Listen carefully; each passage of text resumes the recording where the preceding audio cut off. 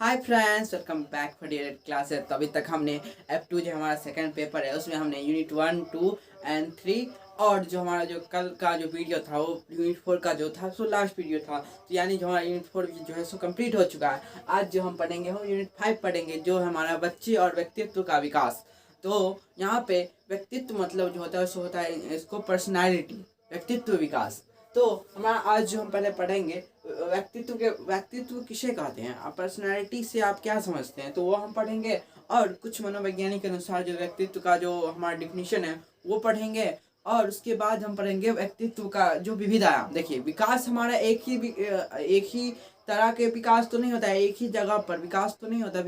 विकास तो सभी आयामों, सभी एरियाए में, सभी क्षेत्रों में होते हैं। विकास कोई एक क्षेत्र में नहीं होता है, विकास सभी क्षेत्र में होते हैं। यानी विभिन्न एरियाज जो होते हैं, एरियाज में सभी एरियाज में होते हैं। जो हमारा जो व्यक्तित्व के विकास के भी विविध आयाम है, विविध एरिया है। जो पहला हमारा शारीरिक आयाम है, मानसिक आयाम है, फिर हमारा क्या है संवेगात्मक आयाम है, उसके बाद सामाजिक आयाम है, उसके आध्यात्मिक आयाम है, जिसके बारे में हम सब पढ़ेंगे। तो इस पर अब चर्चा होगी। तो पहला जो हमारा यहाँ पे पहला पॉइंट है व्यक्तित्व यानी पर्सनालिटी। व्यक्तित्व, प्रत्येक व्यक्ति में कुछ विशेष गुण या विशेषताएं होती है। प्रत्येक व्यक्ति में कुछ गुण या विशेषताएं होती है और जो दूसरे व्यक्ति में समान रूप से नहीं होती है। इन्हीं गुणों एवं विशेषताओं के कारण ही प्रत्येक व्यक्ति एक दूसरे से भिन्न होता है। व्यक्ति के इन गुणों का समुच्चय ही व्यक्ति का व्यक्तित्व कहलाता है। प्रत्येक व्यक्ति में कुछ ना कुछ ऐसा गुण रहता ही है जो दूसरे व्यक्ति से उसको अलग करता है। ये क्या है, कोई ना कोई ऐसा गुण रहेगा ही कोई भी व्यक्ति में। उसका क्या होगा, जो इससे उसका गुण जो होगा सो इससे अलग हो, यानी एक दूसरे से अलग रहता है। तो और समान रूप से उसको क्या होता है, उससे एक समान नहीं होता है, उससे समान रूप से नहीं होता है, जो एक दूसरे व्यक्ति में समान रूप से नहीं होता है। इन्हीं गुणों एवं विशेषताओं के कारण प्रत्येक व्यक्ति एक दूसरे से भिन्न होता है। इन्हीं गुणों और उसी गुण के कारण, उसी विशेषता के कारण जो प्रत्येक व्यक्ति क्या होते हैं, एक दूसरे से अलग अलग होते हैं या भिन्न होते हैं। प्रत्येक इन गुणों का समुच्चय ही व्यक्ति का व्यक्तित्व कहलाता है। और व्यक्ति के ये जो गुण है, इनका क्या, इन सब को मिलाकर उनका समुच्चय जो बनता है उसे व्यक्ति का व्यक्तित्व कहा जाता है, यहाँ पर्सनालिटी कहता है। और कुछ मनोवैज्ञानिकों ने व्यक्तित्व की जो परिभाषाएं दी है उनमें हमारा पहला है वुडवर्थ थे हमारे मनोवैज्ञानिक। उन्होंने कहा व्यक्ति के व्यवहार की एक समग्र विशेषता ही व्यक्तित्व है। व्यक्ति का जो व्यवहार है उस की एक समग्र विशेषता, व्यक्ति की व्यवहार का एक समग्र विशेषता क्या है, व्यक्तित्व है। और गिलफोर्ड के अनुसार व्यक्तित्व गुणों का समन्वित रूप है। व्यक्तित्व क्या है, गुणों का समन्वित। व्यक्ति, हमारे मनुष्य के जितने भी गुण है उनका समन्वित रूप क्या, हमारा पर्सनैलिटी है, व्यक्तित्व है।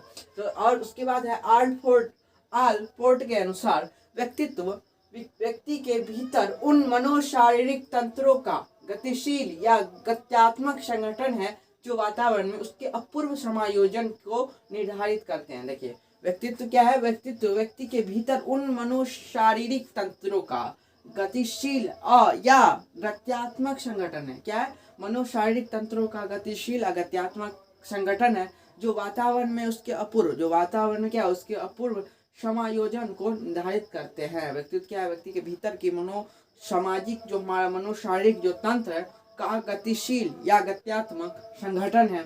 इनके अनुसार क्या है, हमारा व्यक्तित्व क्या है,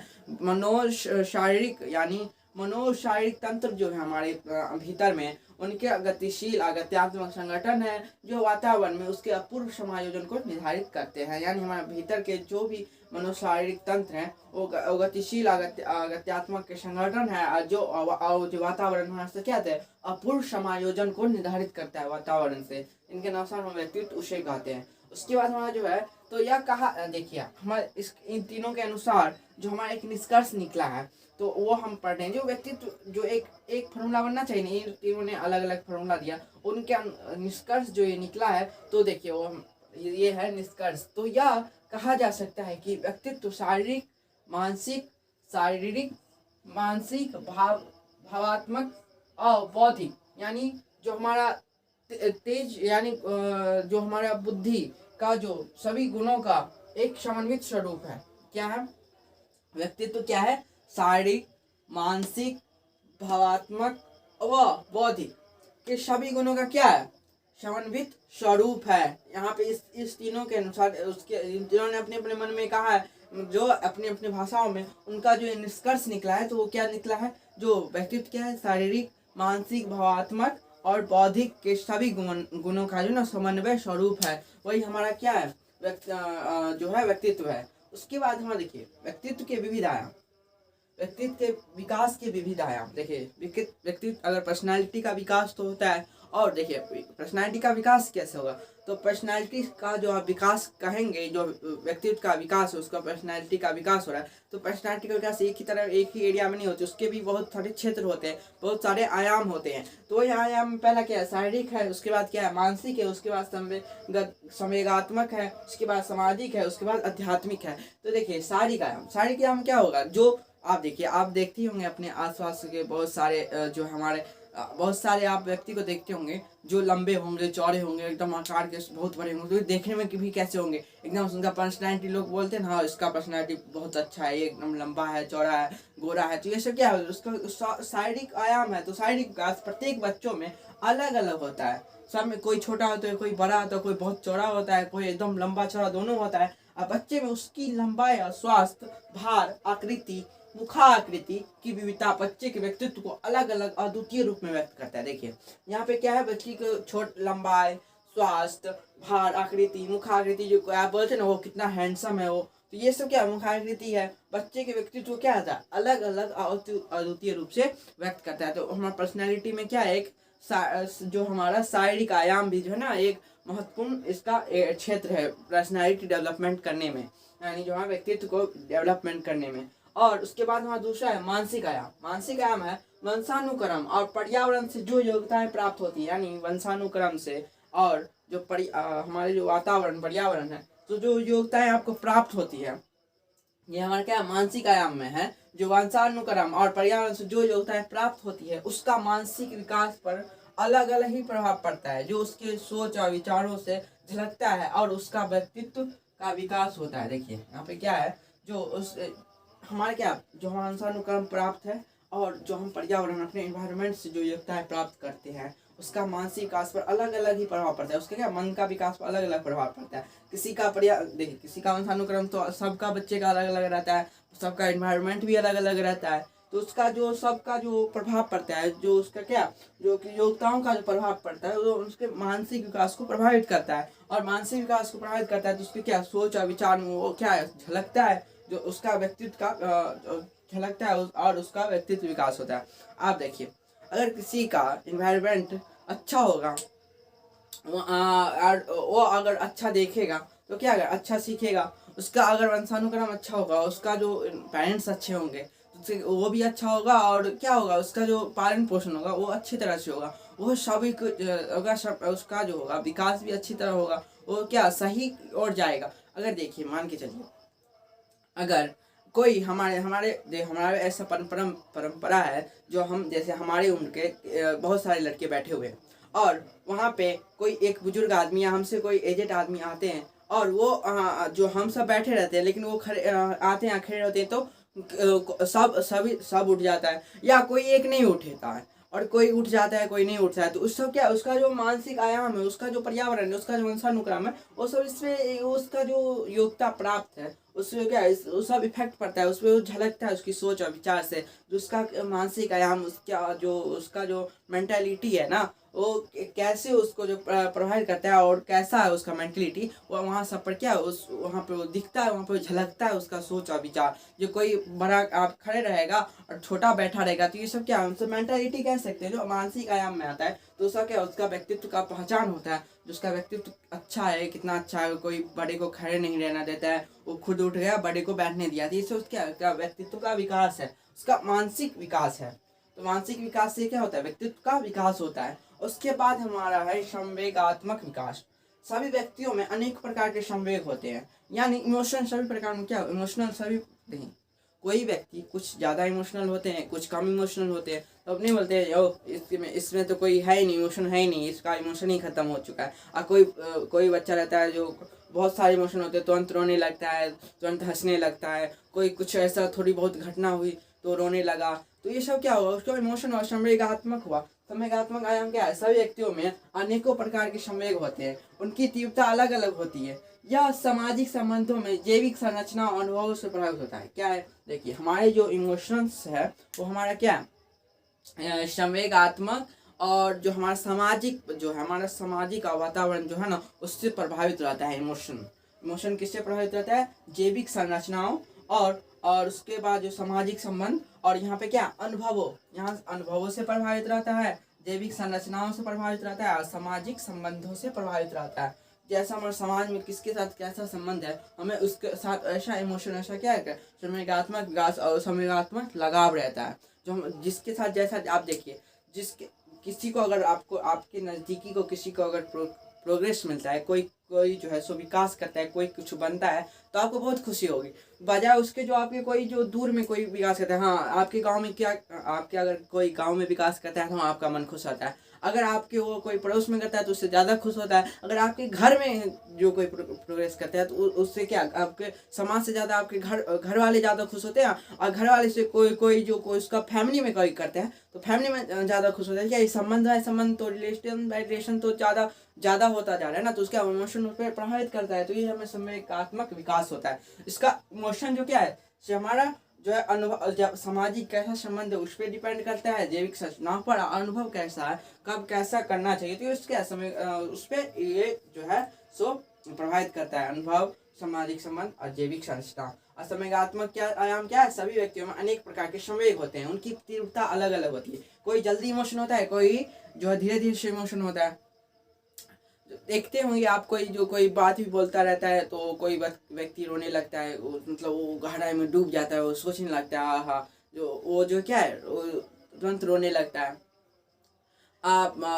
कोई जो है सुन के भी नहीं रोता है, ये कितना कठोर, मतलब नहीं, कोई कहता रहता है ये कितना कठोर है, रो ही नहीं रहा है। तो ये सब क्या होता है? संवेगात्मक होता है। मतलब कोई इमोशनल टाइप का व्यक्ति रहता है, कोई इमोशनल टाइप का नहीं रहता है। उसके बाद हमारा है सामाजिक आयाम। सामाजिकता के आधार पर ही बच्चों में दयालुता, सहिष्णुता, कोमलता, कठोरता इत्यादि गुणों का विकास होता है। सहयोग, सहानुभूति, व्यवहार इत्यादि जैसे सामाजिक गुण बच्चों के अलग अलग प्रकार के होते हैं। देखिए, सामाजिक आयाम क्या होता है? जो हम समाज के आधार पर बच्चों में, सामाजिक आयाम क्या होता है? जो हम समाज के आधार पर जो भी कुछ सीखते हैं, दयालुता सीखे, जो हमारा है कठोरता सीखे, सरलता सीखे, व्यवहारता सीखे, तो ये सब क्या, समाज के जरिए जो कुछ सीखते हैं वहाँ क्या होता है? सामाजिक आयाम होता है। तो अगर हम समाज में हम, जैसे कि मैंने पहला बोला है कि सामाजिक आयाम, हम जिस समाज में जिस परिवेश में रह रहे हैं, उस परिवेश अगर अच्छे परिवेश में रह रहे हैं तो हम अच्छा कुछ सीखेंगे, अगर खराब परिवेश में रहे तो खराब सीखेंगे। तो उसमें हम क्या, अगर सामाजिक आयाम में क्या आधार बच्चों में क्या सीखता है? दयालुता सीखेंगे। अगर हम कहीं पे बाहर जाएंगे यहाँ से, क्या दयालुता सीखेंगे, सहिष्णुता, सिंपैथी सीखेंगे, कोमलता सीखेंगे, कठोरता सीखेंगे। इस आदि गुणों का क्या होता है? सामाजिक आयाम में विकास होता है। सहयोग, सहानुभूति, सिंपैथी का, हमारे व्यवहार का इत्यादि क्या है? सामाजिक गुण बच्चों में अलग अलग प्रकार के होते हैं। सभी बच्चों में क्या, हम सभी बच्चों में अलग अलग प्रकार के रहते हैं। कोई हमारे सामने हमारे बड़े कोई काम कर रहा है और छोटा खड़ा होकर देख रहा है, तो हमें क्या करना चाहिए? आप देखिए, 4 गो ग्रुप है, 4 गो लड़का है, कोई बड़ा काम कर रहा है, कोई लड़का गया, कोई लड़का एक 4 में से कोई एक लड़का जाता है उसकी मदद करने के लिए उस बड़े को, तो क्या उसका जो अलग अलग प्रकार का रहता है ना, उसका क्या व्यवहार अलग अलग प्रकार का रहता है। उस समाज में जो है हमारा सामाजिक गुण क्या अलग अलग प्रकार के रहते हैं। सामाजिक गुण इत्यादि सामाजिक गुण बच्चों में अलग अलग प्रकार के होते हैं। ये समय क्या है, उसका जो व्यक्तित्व है उसको दर्शाता है। जो अगर देखिए 4 लड़का में से जो एक लड़का गया, 3 लड़का यहाँ पे खड़ा रह गया, उसका मदद करने गया, तो आप किसका पर्सनैलिटी सबसे अच्छा बोलेंगे? आप व्यक्तित्व किसका बोलेंगे? जो वो अच्छा कर रहा है, वो उसका व्यक्तित्व अच्छा, बजाय इस तीनों के। यानी ये तीनों खड़ा होकर देख रहा है तो आप इसका क्या व्यक्तित्व अच्छा नहीं कहेंगे, उसका व्यक्तित्व आप अच्छा कहेंगे।